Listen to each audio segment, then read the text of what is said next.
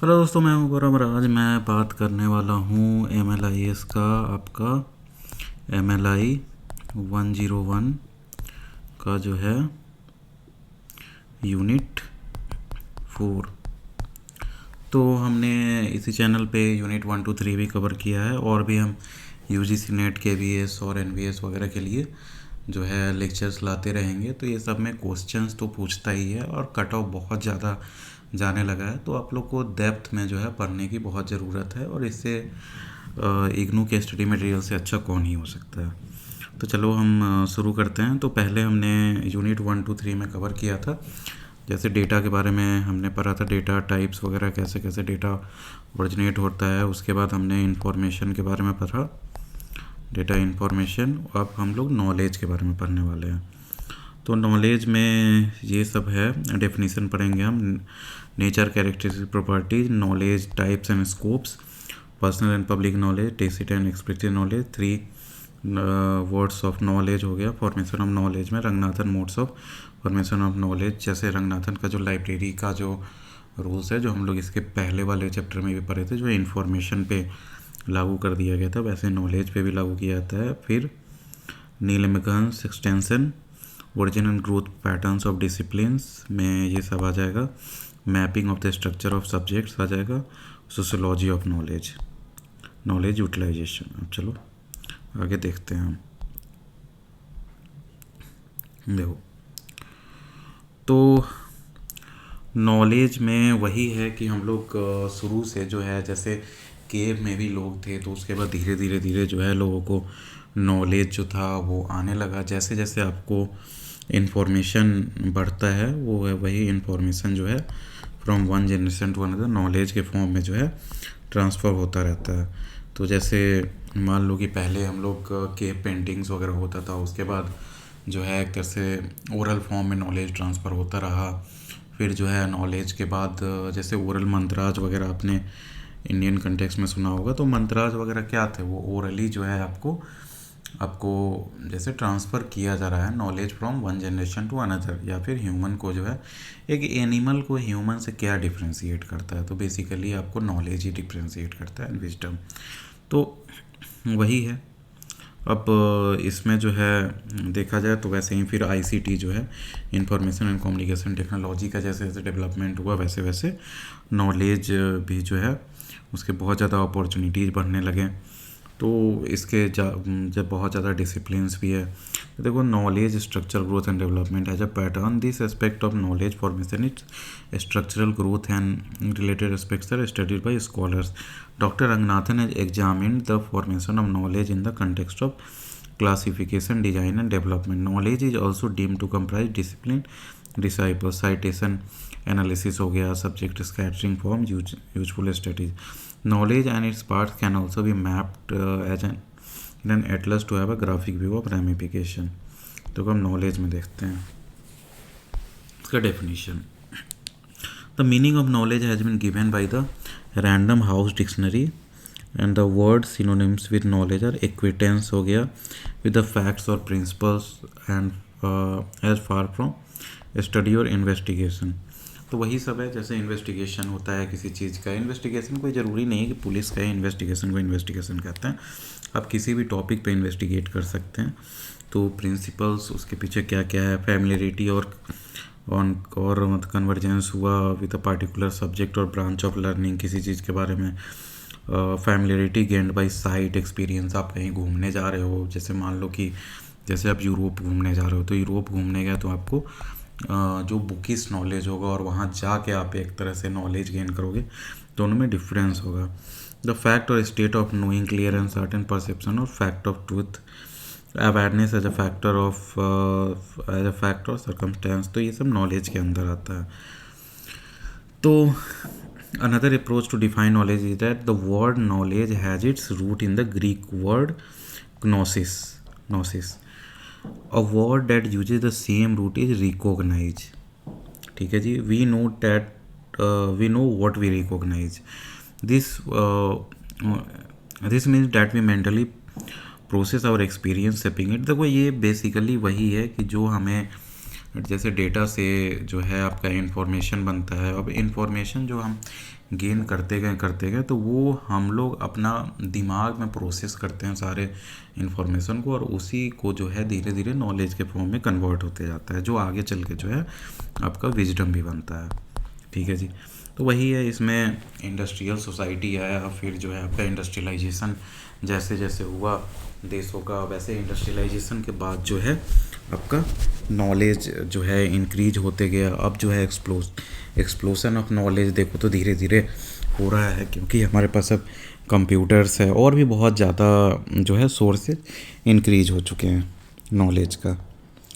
तो अब देखो जैसे डैनियल बेल जो है Harvard university professor of sociology, while discussing knowledge, वो क्या कहते हैं कि जो है आपका knowledge is an organize set of statements और facts of ideas presenting a reasoned judgment और an experimental result which is transmitted to others through some common communication medium is some systematic form. तो वही है कि आपका जो भी research से फैक्ट्स हुआ, आइडियाज़ हुआ, ये सब से जो है आप एक जजमेंट करते हो, है ना। रीजन्ड जजमेंट मतलब किसी रीजनिंग के साथ। अगर मान लो कि चलो मैं सिंपल चीज़ में बताता हूँ, जैसे हिंदू रिलीजन है, तो हिंदू रिलीजन के बारे में भी हमें बहुत सारे बुक्स वगैरह शुरू से थे। तो हिंदू रिलीजन अब धीरे धीरे धीरे देखो जैसे लोगों का नॉलेज बढ़ा, तो उसके बाद जो है विडोरी मैरिज था, सती प्रथा था, ये सब जो आदमी को नॉलेज बढ़ा कि अब सोसाइटी वैसी नहीं रह गई है कि ये सब चीज़ कंटिन्यू किया जाए, है ना। तो ये सब के तो मतलब सोसाइटल डेवलपमेंट कितना ज़्यादा हो सकता है नॉलेज से, मैं ये बता रहा हूँ, है ना। तो अब देखो अलग अलग लोग जो हैं, जैसे नॉलेज मैनेजमेंट हो गया, ये सब का डेफिनीसन वगैरह दिया गया है, ये सब आप खुद पढ़ लेना। अब नॉलेज, नेचर, कैरेक्टरिस्टिक्स और प्रॉपर्टीज़, तो ये सब जैसे यूनिट 1 में भी हमने डिस्कस किया था, वो आप प्रीवियस लेक्चर्स देख सकते हो इसके बारे में। अब देखो we shall present below some of the important characteristics of knowledge. Knowledge के कैरेक्टरिस्टिक्स क्या क्या हैं, ये सब इम्पॉर्टेंट है, आप मानो तो पढ़ सकते हो।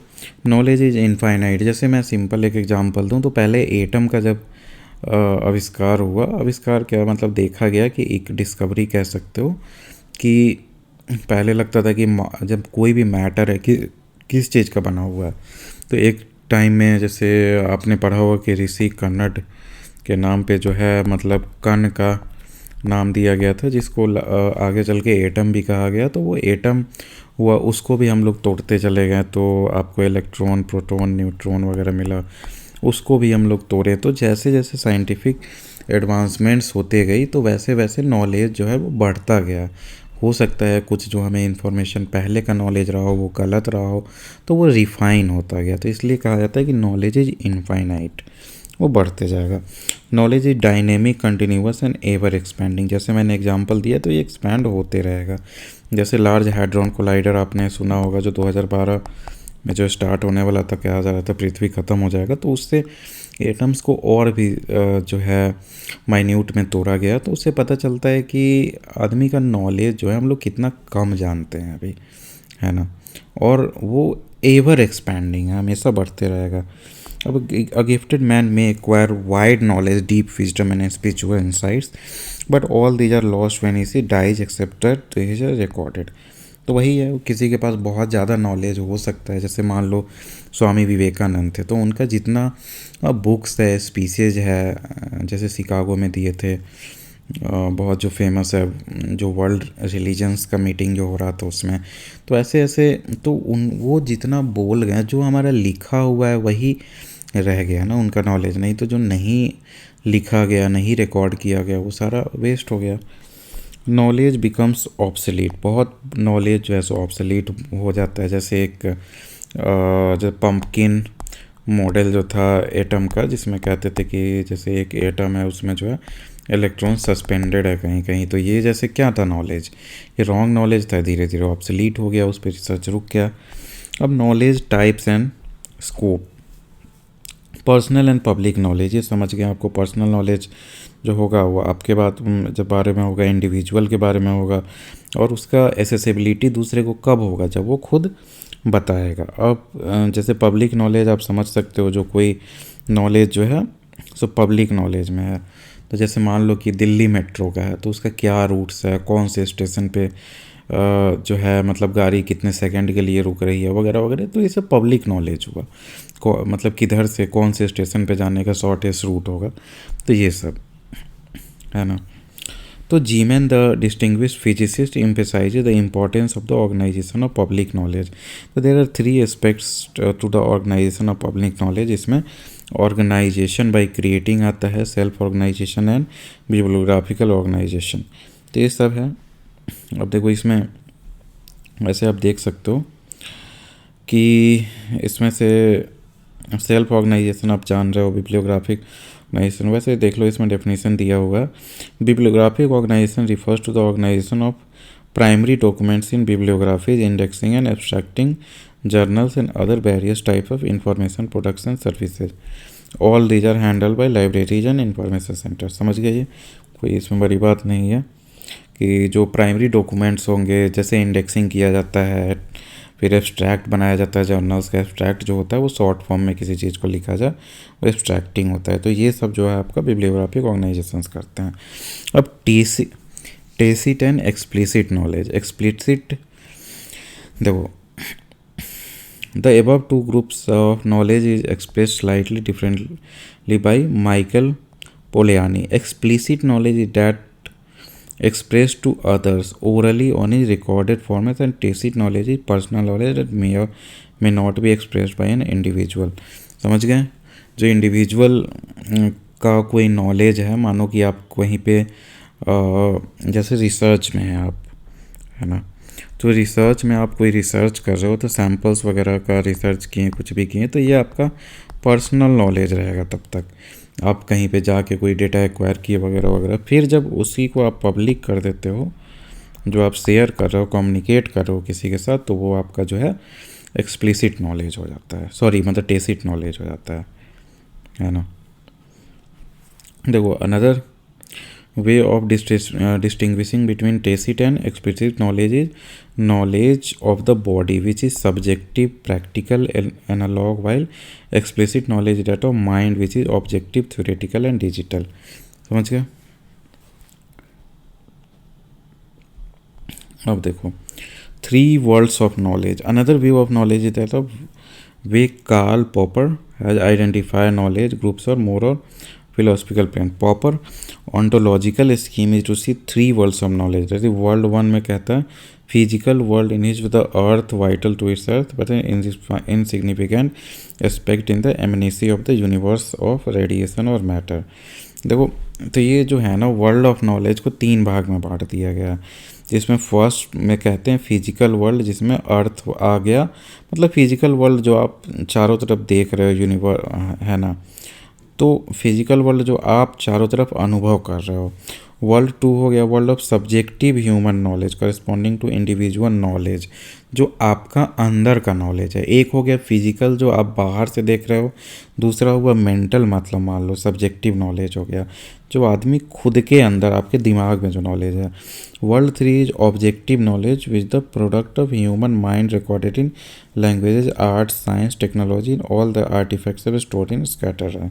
तो थर्ड में हो जाता है ऑब्जेक्टिव लैंग्वेज, तो आपका साइंस हो गया, टेक्नोलॉजी हो गया, जो आपका ऑब्जेक्टिव हो, कैलकुलेट करके जो भी इस टाइप का नॉलेज हुआ ना, तो वो थर्ड लैंग्वेज में हुआ, जिसमें सॉरी वो वर्ल्ड 3 में डिवाइड किए हैं, जिसमें आपका देखो जैसे फर्स्ट हो गया फिजिकल, सेकंड हो गया आपका मेंटल, जो दिमाग में आप सोचते हो जो भी, थर्ड हो गया आप मान लो साइंटिफिक वगैरह टाइप का, है ना।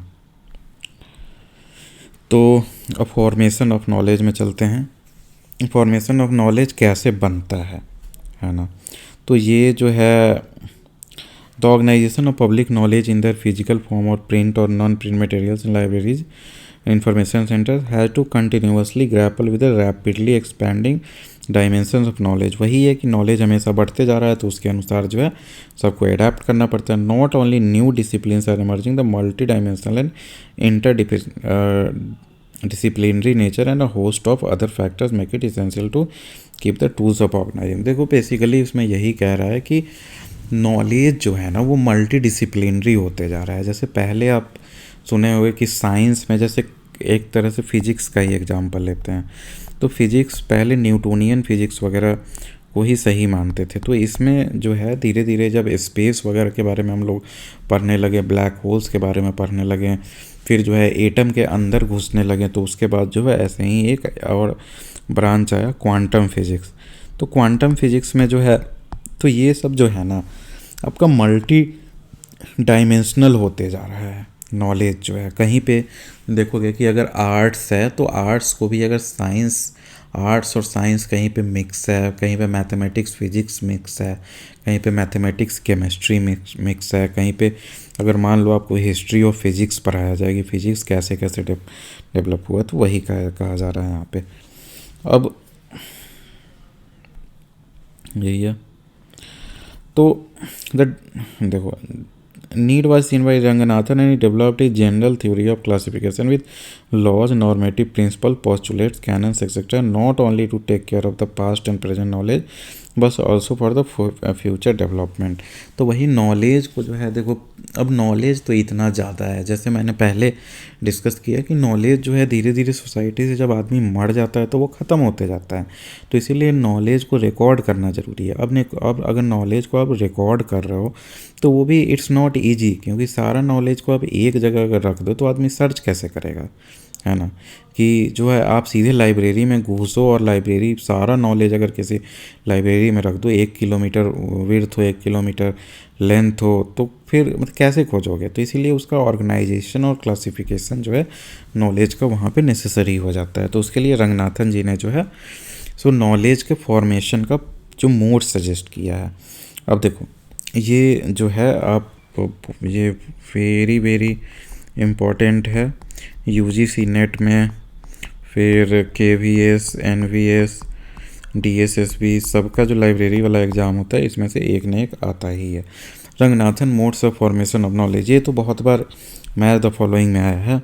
डिसेक्शन, अब डिसेक्शन किसे कहते हैं, देखो मैं एक और एग्जांपल दूंगा। जैसे पहले जैसे साइंस या आर्ट शुरू हुआ तो एक टाइम में ज्योग्राफी भी पार्ट रहा होगा साइंस का, लेकिन जब ज्योग्राफी में इतना ज़्यादा नॉलेज हो गया, जैसे आप देखोगे कि ओशियनोग्राफी है, जियोलॉजी है, जियोमॉर्फोलॉजी है, फिर आपका जैसे क्या कहते हैं मतलब क्लाइमेट्स कैसे चेंज होता है, क्लाइमेटोलॉजी में आ जाता है, ट्रेड विंड्स वगैरह का कंसेप्ट हो गया। तो ये सब जैसे जैसे ज्योग्राफी ही बड़ा हुआ तो अलग ही सब्जेक्ट एक ग्रुप में क्लासीफाई कर दिया गया डिसेक्ट करके। तो वही है, देखो dissection is cutting a universe of entities into parts of coordinate status, even as we cut a slice of bread into a strip.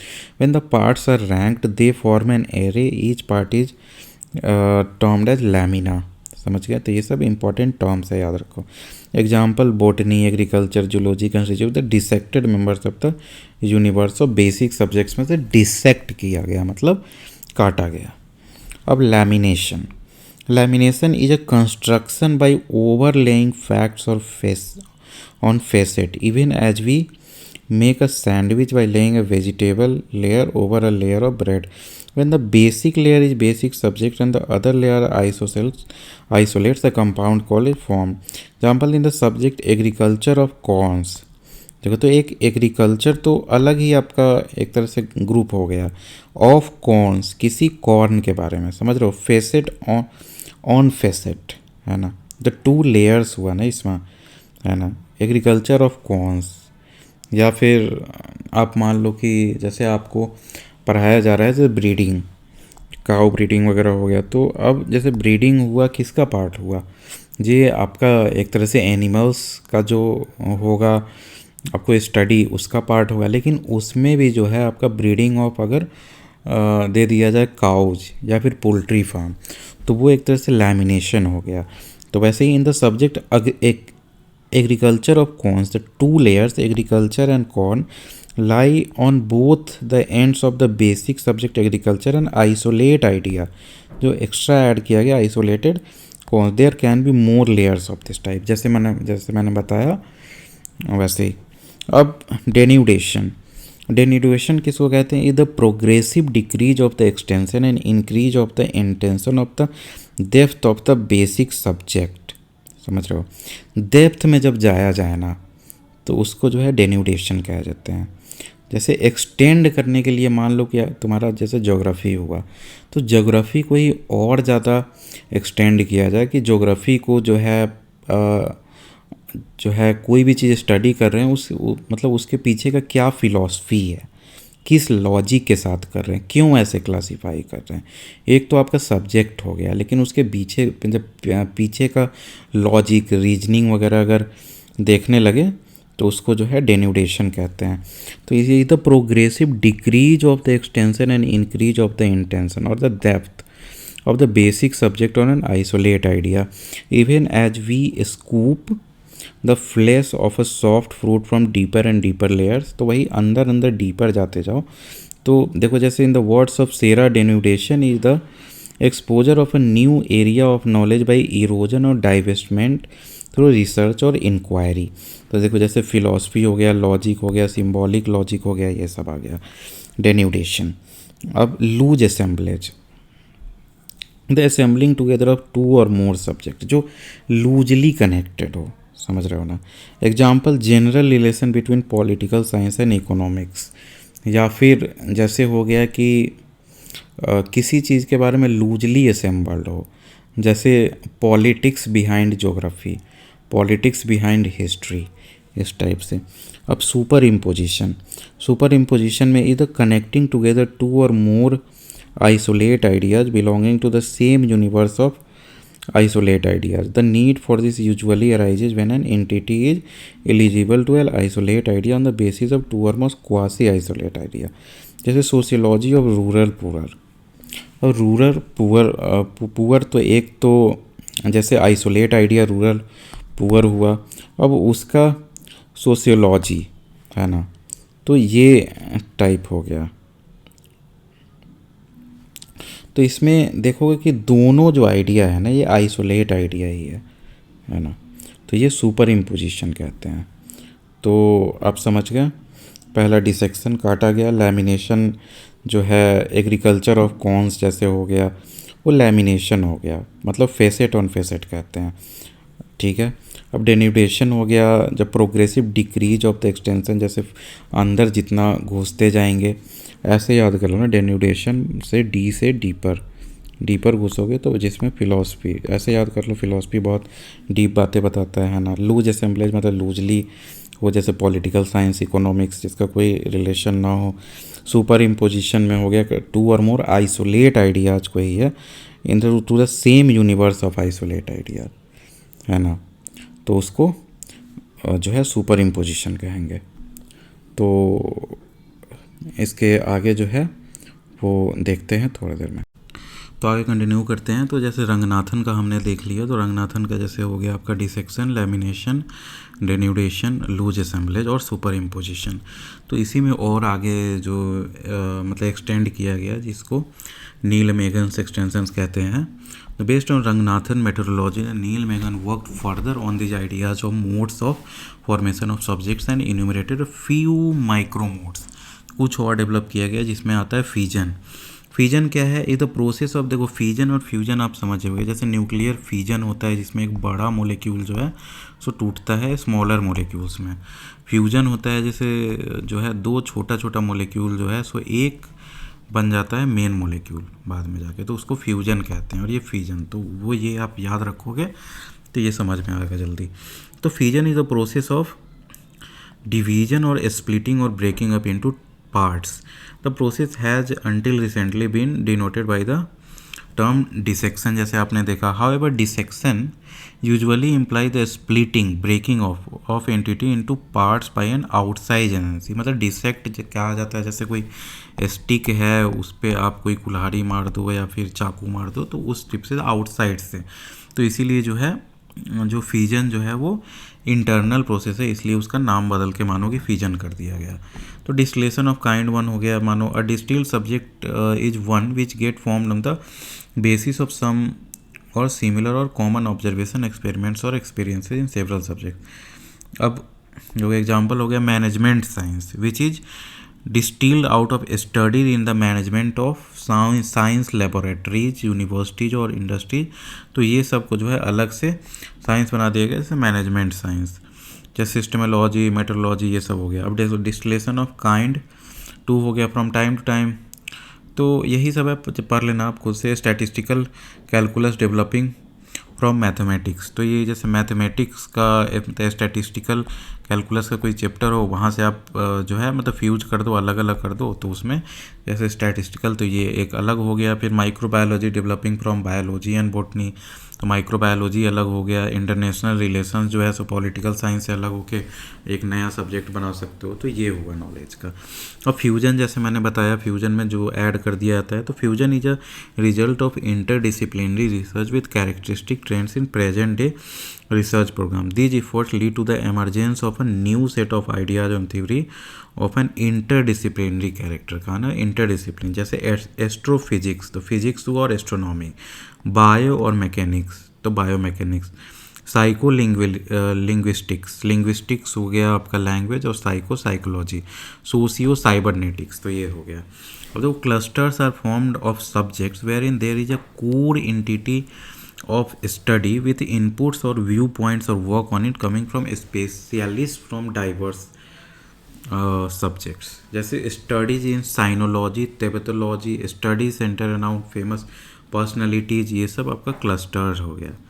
देखो जैसे studies group together as in defence sciences, तो defence sciences में देखो मतलब cluster क्या कहते हैं। जैसे क्लस्टर मान लो कि 10 दुकान है एक साथ, तो एक क्लस्टर इसको कह सकते हो आप।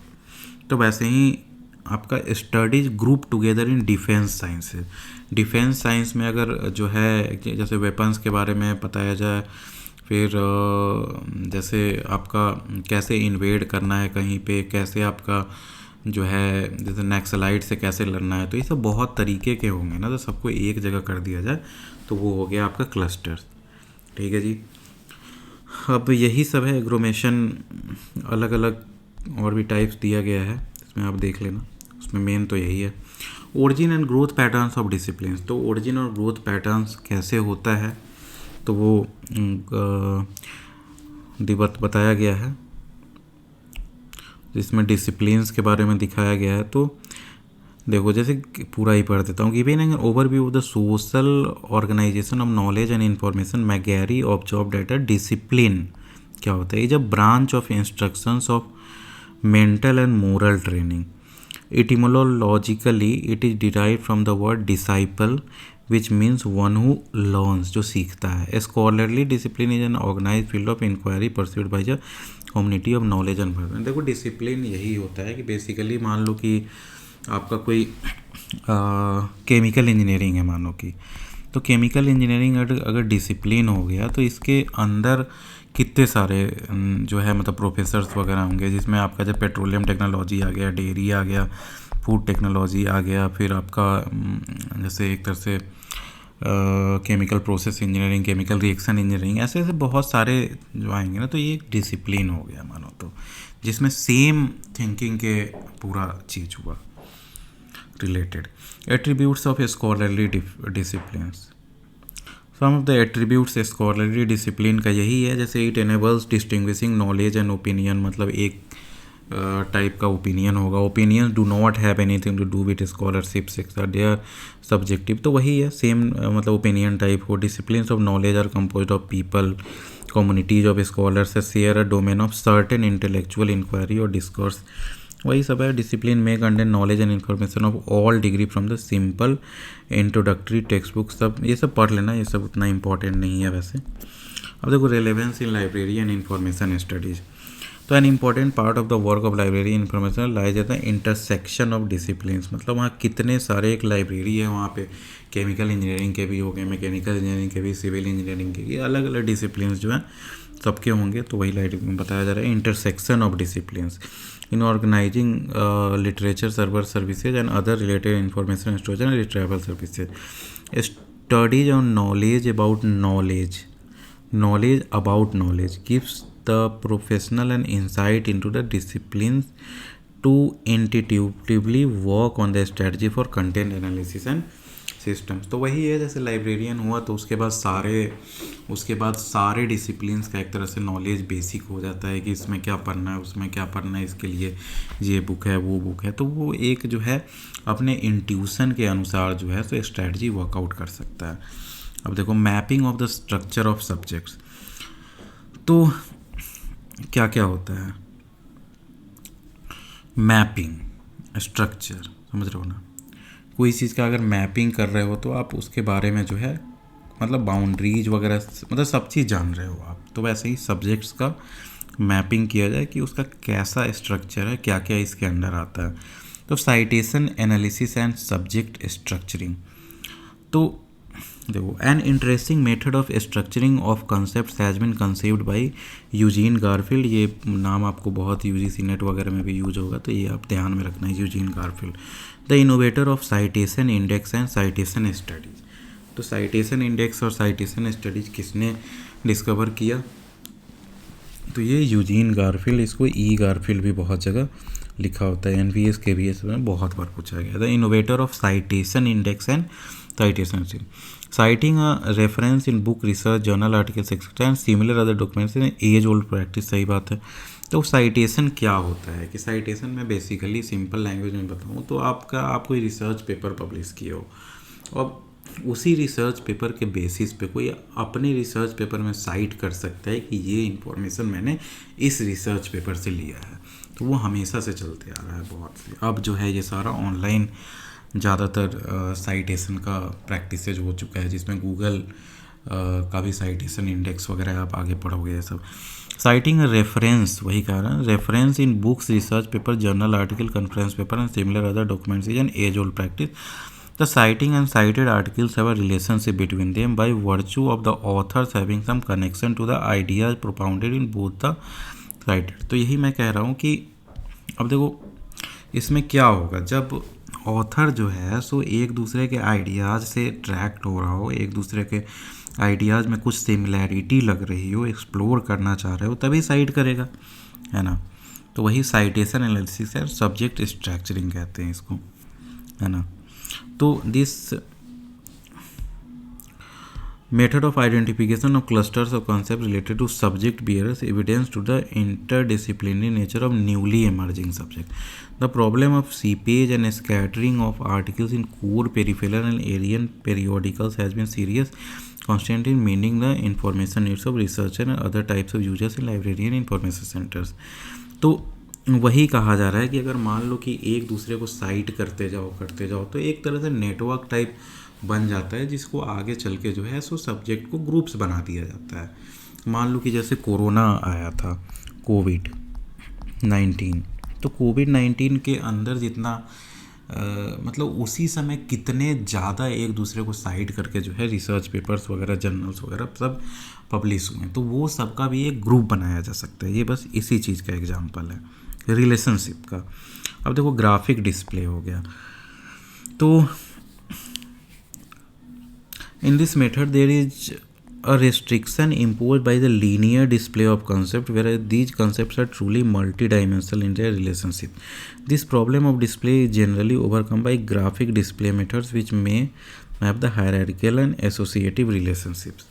This method of graphical presentation of concepts of multidimensional relationships brings out the ramification of subject concepts effectively. This makes it easier for an indexer to देखो, तो इसमें वही कहा गया है कि सब्जेक्ट का जैसे आप क्लासिफिकेशन वगैरह कर रहे हो नॉलेज का, तो उसके बाद आप जैसे ऐसा तो नहीं है कि कोई एक दूसरे को साइट कर रहा है तो इसे ये साइट किया और इसे ये साइट किया, तो ये बहुत मतलब मल्टी अप्रोच होगा ना। इसका कुछ डेटा इधर साइट किया गया, इसका, तो ये इंटरकनेक्टेड होगा, मल्टी डिसिप्लिनरी हो सकता है कि कोई जैसे मान लो कि कैलकुलस का आविष्कार कौन किया, न्यूटन। अब वो कैलकुलस जो है एक टाइम में वो बंदा इसलिए किया कि हमें स्टार्स वगैरह के बीच का डिस्टेंस या फिर मतलब फिजिक्स हो गया, एस्ट्रोनॉमी का, वो सब के लिए कैलकुलस बहुत जो है एक तरह से यूज में आता था, तो वो सब्जेक्ट का आविष्कार किया। लेकिन धीरे धीरे जो है तो इनिशियली तो केवल मतलब एस्ट्रोफिजिक्स वाले सभी यूज करते रहे होंगे इसी सब्जेक्ट में, लेकिन उसका साइटेशन जो है आपका बढ़ता गया, वो धीरे धीरे सेम मेथड जो है हो सकता है, टेक्निक्स जो हो गया आपका वो मैथ्स में यूज होने लगा हो, धीरे धीरे केमिस्ट्री में भी यूज होने लगा हो, धीरे धीरे आपका जितने भी अदर सब्जेक्ट्स हैं उसमें भी यूज होने लगा हो, ग्राफ्स वगैरह का कुछ भी एरिया निकालना हो कोऑर्डिनेट ज्योमेट्री में इस टाइप से। तो वही है कि ये मल्टी डायमेंशनल होगा, है ना, ये लीनियर अप्रोच नहीं हो सकता है। तो ये ग्राफिक डिस्प्ले में जो है आपका वही कहा जा रहा है कि मल्टी डायमेंशनल रिलेशनशिप होगा इसका किसी भी सब्जेक्ट का। अब देखो सोशियोलॉजी ऑफ नॉलेज, तो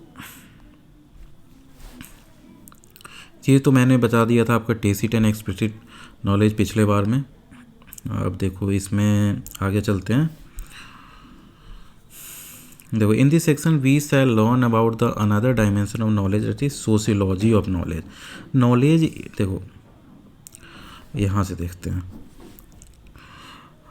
knowledge it is said is a product of humans, सही बात है, and gets aggregated over a period of time and also keeps on expanding, ये हमने समझ लिया। It is also said it is a social product, है ना।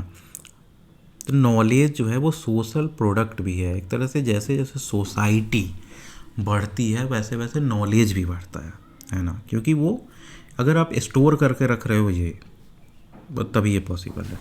Hence it has been studied by sociologist as a artifact of human being. Sociology defined as a science और study of the origin, development and organization and functioning of human society. ये तो पता होगा sociology के बारे में कि human society कैसे कैसे डेवलप हुई, कैसे कैसे फंक्शन की, कैसे कैसे ग्रो की, ये सब कैसे ऑर्गेनाइज हुई एक साथ, कल्चर वगैरह सब इसमें आते हैं सोशियोलॉजी में। One of the major contribution of human society is knowledge which has been the basic strength for the human society to grow, develop and advance. तो वही सब है। तो sociology of knowledge may be broadly defined as that branch of sociology which study the relationship between thought and society। thought और society के बारे में समझ रहे हो ना। It is concern with the social और एग्जिस्टेंशियल कंडीशन ऑफ नॉलेज। तो नॉलेज हो गया, थॉट्स हो गया, जैसे आप प्लेटो हो गया, फिर चाणक्य हो गया, ऐसे जो है बहुत ज़्यादा फिलोसफर्स आए नॉलेज वाले आए, आर्यभट्ट हो गया। तो ये सारा नॉलेज जो है ना, तो वो भी एक सोशियोलॉजी का तो पार्ट ही हुआ ना, तो उसके बारे में कहा जा रहा है। To sum up, sociology of knowledge charts out the scope of the subject by developing a relationship between knowledge and existence, thought and society, groups and culture and science and humanity. तो वही है, ये सब के बीच में relationship को बताता है। अब सोशियोलॉजी ऑफ साइंस, तो sociology of science is the nature of scientific ideas and their development. तो वही है कि कोई ऑर्गेनाइजेशन हो, इंडिविजुअल हो, ग्रुप हो इन्वॉल्व हो साइंटिफिक एक्टिविटी में, वो कुछ भी हो। अगर मान लो कि कोई पुराने ज़माने में जो है लेंस पे ऐसे ही एक दूसरे के सामने रख के देख रहा है और एक छोटी सी मक्खी जो है उसको बहुत बड़ी मक्खी दिख गई, है ना। तो ये भी जो है सो साइंटिफिक आइडियाज़ भी जो है ये भी तो आपके normal day to day life से ही तो बढ़ते चला गया। एक टाइम में कोई अगर मान लो कि जैसे कि मटर वगैरह मतलब बो रहा है और फिर वो बहुत टाइम तक बोते बोते ये देखा कि यार मतलब शॉर्ट छोटा पेड़ कब हो रहा है, बड़ा पेड़ कब हो रहा है, गोल मटर कब हो रहा है, चिपटा मटर कब हो रहा है। तो ये सब पे अगर आप जो है जैसे सोसाइटी में काम करते करते ही आप द थिंकिंग करते करते आप अगर आगे देखते जाते हो तो फिर इसमें जो है एक तरह से लॉ ऑफ इवोल्यूशन हो गया, फिर ये सारे धीरे धीरे जो है आपका सोसाइटी का नॉलेज इंक्रीज होता है, वैसे वैसे बढ़ते जाता है। ठीक है जी। तो social structure and development of science, तो ये सब पढ़ लेना, ज़्यादा कुछ है नहीं इसमें, अगर चलो देख ही लेते हैं। Sociology of science sees man scientific behaviour as his a response to the functional problem created by the need to have an adequate knowledge of the physical, biological and social aspects of the empirical world। सब क्यों हो रहा है, क्यों हम science की तरफ जाते हैं और क्यों ये नॉलेज सब बढ़ा। जैसे मान लो कि हमारा जो है आप देख रहे हो कि पहले जो लोग होंगे जैसे प्रेडिक्ट करते रहे होंगे कि बारिश आएगी नहीं आएगी, कब बुआई होगा। अब धीरे धीरे जो है लोग उसका प्रेडिक्शन करने लगे होंगे कि अच्छा जून जुलाई के आसपास जो है तो मानसून वगैरह जो है हमारे जगह तक आ जाता है, इस टाइप करके। तो वो एक तरह से जो है मतलब प्रिडिक्शन बन गया। उसके बाद और ज़्यादा डीपली घुसते घुसते चले गए होंगे कि जो है अगर मतलब सॉइल है उसको जो है और ज़्यादा अच्छे से मतलब प्लाविंग कर दिया जाए, जोत दिया जाए, तो और अच्छा पैदावार हो रहा है ना। तो वही जो आपके चारों तरफ जो प्रॉब्लम्स है उसको सोल्व करने में ही एक तरह से मानो कि नॉलेज का और विस्तार होता है।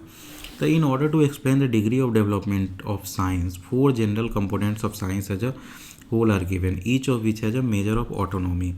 तो जैसे सब्सटेंसिव साइंटिफिक आइडियाज सब समझ रहे हो वो आना चाहिए। उसका जैसे मेट्रोलॉजी कैसे हुआ, कि कैसे क्या मेथड डेवलप किया जाए कि जो है ये मतलब स्मूथली हो सके, including both ideas and instruments, क्या क्या इंस्ट्रूमेंट यूज किए जाए, साइंटिफिक रोल्स, जैसे साइंटिस्ट हुआ, टेक्नीशियन हुआ, कोई उसको असिस्ट करने के लिए चाहिए। एक हो गया कि अगर मान लो कि आप किसी मेडिसिनल प्लांट्स पे रिसर्च कर रहे हो तो उसके लिए आपको जंगलों में जाके ढूंढना भी पड़ेगा, तो वो जो आपको जैसे फील्ड असिस्टेंट चाहिए। तो ये सब जो है साइंटिफिक रोल्स क्या होना चाहिए, और जिसका जो रोल है उसमें और अच्छा वो कर सके। Motivational and award for scientific roles वही है, जैसे आपका नोबेल पुरस्कार वगैरह दिया जाता है एल्फ्रेड नोबेल के नाम पे जो है। अब substantive scientific ideas very true dimensions of, तो जनरलिटी और एब्स्ट्रैक्टनेस, तो आपका जनरल कोई साइंटिफिक आइडिया है या फिर कोई एब्स्ट्रैक्ट आइडिया है जो अलग है।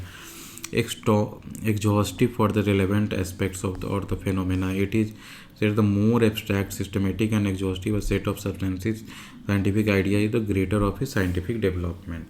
तो वही है। तो आगे चलते हैं अब सोशियोलॉजिकल कैरेक्टरिस्टिक्स ऑफ साइंस, जिसमें स्ट्रक्चरल मतलब कैरेक्टरिस्टिक्स में क्या क्या आता है sociology. Structural differentiation, that the degree of structural differentiation in a society and specialization of rules between major scientific institutions provide a set for more favorable conditions for the development of science. तो वही है, जैसे libertarianism है और academic freedom है, तो जितना ज़्यादा आप फ्रीडम दोगे। मैं एक सिंपल एग्जांपल देता हूँ कि मान लो ऑर्गन जो नया कोई बना रहा है, जैसे जीन एडिटिंग वगैरह कितना ज़्यादा आगे बढ़ चुका है कि वी हैव द टेक्नोलॉजी, जिसको हम लोग डिजाइनर बेबीज का नाम देते हैं। तो डिजाइनर बेबीज जैसे क्या है कि जब आप उसका जो है बच्चे का जीन तक डिज़ाइन कर सकते हैं कि आपका जो बच्चा होगा उसका आँख कैसा होगा, नाक कैसा होगा, मुंह कैसा होगा, वो लंबा होगा कि कैसा होगा, ऐसे करके बहुत चीज़ें जो है ना वो सारा डिज़ाइन करवा सकते हैं।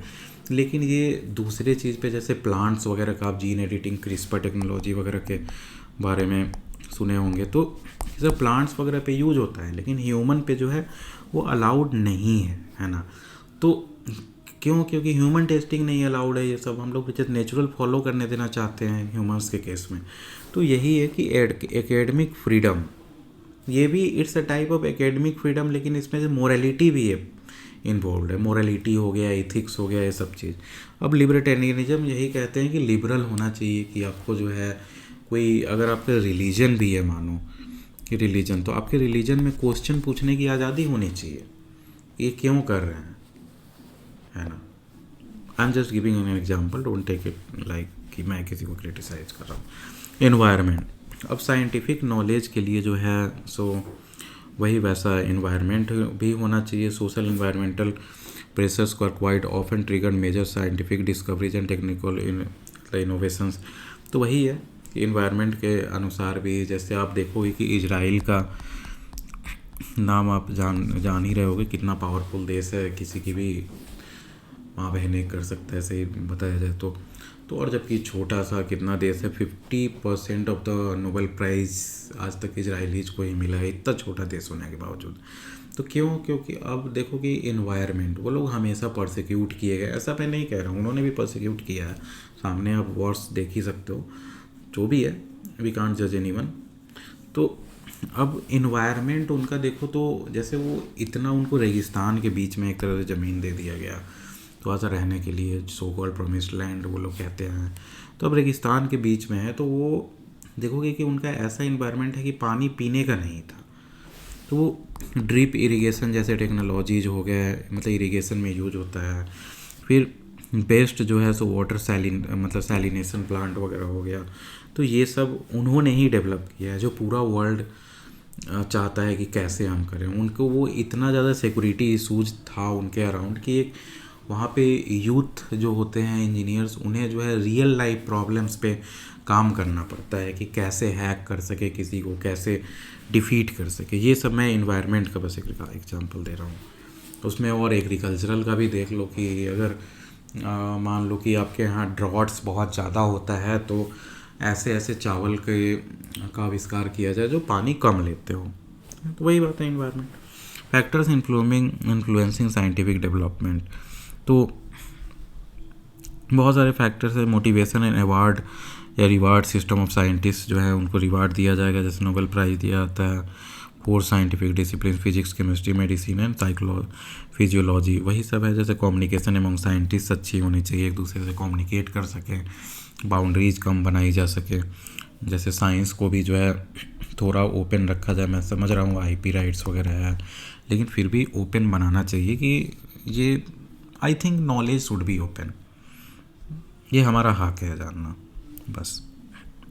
अब साइंस पोजिंग प्रॉब्लम, समझ ही रहे हो कि साइंस जो है सो प्रॉब्लम्स में भी कंट्रीब्यूट कर सकता है। इविल इफ़ेक्ट्स है साइंस का, जैसे अगर साइंटिफिक टेम्पर नहीं हो तो आपका देश कभी आगे नहीं बढ़ सकता है, ये सब जान रहे हैं। तो वही है इसमें पढ़ना। जैसे साइंस के कारण प्रॉब्लम्स भी हैं, जैसे एटम बॉम्ब मान लो, बायो वेपन्स मान लो, केमिकल वॉरफेयर वगैरह हो रहा है ये सब। अब सोशियोलॉजी ऑफ लिटरेचर। अब sociology of literature, another subject of sociology of knowledge is sociology of literature which gives expression to human imaginative and artistic outputs in relation to the social environment in which such works are created।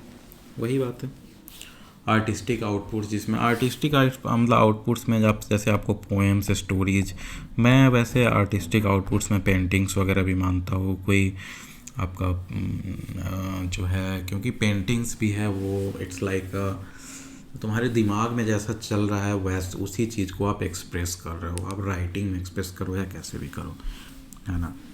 तो unlike contributions in the physical, natural and social sciences, literary work is imaginative and it's entirely a product of human mind. तो वही है। फिर literary मिलियो, work of literature is a product of literature मिलियो, पता नहीं इसको क्या प्रोनाउंस करते हैं, आप ही देख लेना, मिलियो ही करते हैं हम अभी।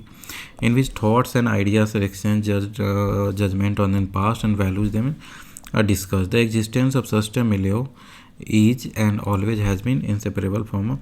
तो वही है कि इसमें जो है आपका जो भी आपका लिटरेचर है, जो भी कह रहे हो, ये सब डिस्कस होना चाहिए सोसाइटी में। उसके बाद जो है आइडियाज़ एक्सचेंज होगा, फिर जज किया जाएगा कि आइडिया सही है कि नहीं है।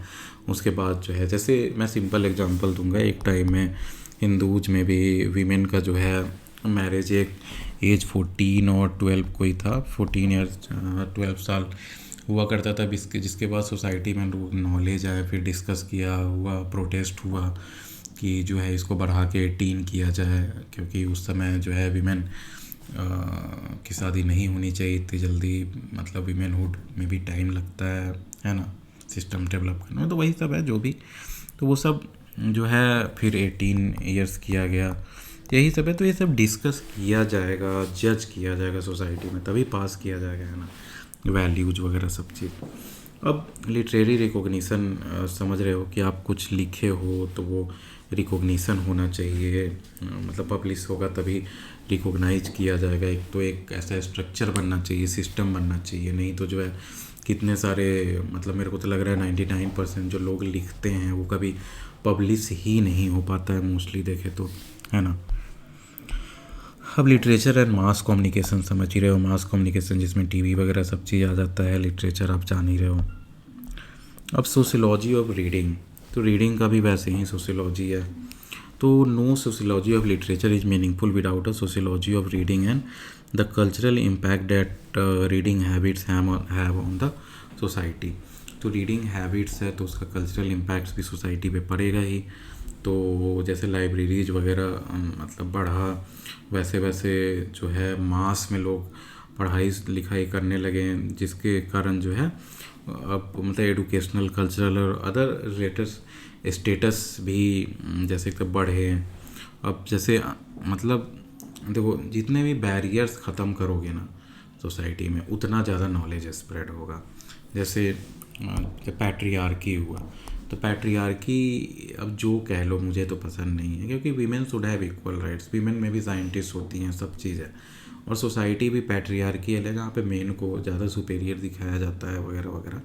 बट जैसे इंडिविजुअलिज्म हुआ कि हर कोई इम्पोर्टेंट है, हर किसी का आइडियाज़ इम्पोर्टेंट है, बच्चा हो बूढ़ा हो, क्योंकि जो सोच रहा है it's unique and everyone should have the freedom, वही है। तो the case of books reaching unexpected and even unsuspected public beyond social, natural, national, linguistic, temporal barriers are becoming numerous. तो वही है। तो अब देखो नॉलेज यूटिलाइजेशन पे आते हैं। तो नॉलेज का क्या यूटिलाइजेशन होगा, तो देखो सोसाइटी जो थी प्री इंडस्ट्रियल स्टेज जो होता था, एग्रीकल्चर से इंडस्ट्रियल की तरफ गया, फिर पोस्ट इंडस्ट्रियल की जगह गया। तो ये सब जो है साइंस, टेक्नोलॉजी, फिर सोसाइटल नॉलेज जो है ये तो बढ़ते गया, डेवलपमेंट एक्टिविटीज़ बढ़ते गई। तो वही है, फिर नॉलेज या इंफॉर्मेशन सोसाइटी हमारा बन गया।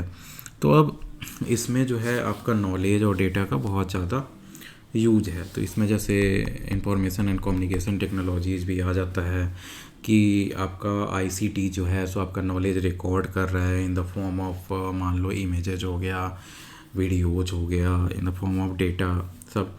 तो जिसमें इंटरनेट वगैरह ये सब आ गया। तो वही सब है, ये सब में आप खुद भी पढ़ोगे तो ये इसी के बारे में मोस्टली। अब द इंडियन सीन में आप देख लो कि वही जैसे while many of the attributes of an information knowledge society may not be present in India, of few features which are characteristic of knowledge society have स्वेयरली इमर्ज। वही सब है, जैसे scientific and technological knowledge in the Indian context was eloquently articulated by Pandit Jawaharlal Nehru in the scientific policy resolution of the government of India as far back 1958 तक में से शुरू हुआ था। ये याद कर सकते हो, scientific policy resolution 1958, scientific policy resolution ये 1958 का है, SPR। ये बहुत इंपॉर्टेंट है, ये सब मैं लिख दे रहा हूँ कि आपको ज़्यादा ध्यान रहे इंपॉर्टेंट चीज़। अब देखो R&D इंस्टीट्यूशंस वही जैसे जैसे डेवलप हुआ वैसे वैसे और ज़्यादा नॉलेज बढ़ते गया। तो यहाँ पे हमारा ये चैप्टर ख़त्म होता है। अब इसके बाद हम जो है चैप्टर 5 पढ़ेंगे। तो इसके लिए आप हमारा चैनल ज़रूर सब्सक्राइब कर लें। और जो है आप अगर BLIS में हैं, MLIS कर रहे हैं, या UGC नेट का प्रिपरेशन कर रहे हैं, या किसी भी कंपटीशन का तैयारी कर रहे हैं, तो ये हमारा नया चैनल है। लेकिन आप सब्सक्राइब ज़रूर करें, क्योंकि हम सारे चीज़ के लिए जो है वीडियोज़ लाने वाले हैं धीरे धीरे धीरे। तो thank you, have a nice day.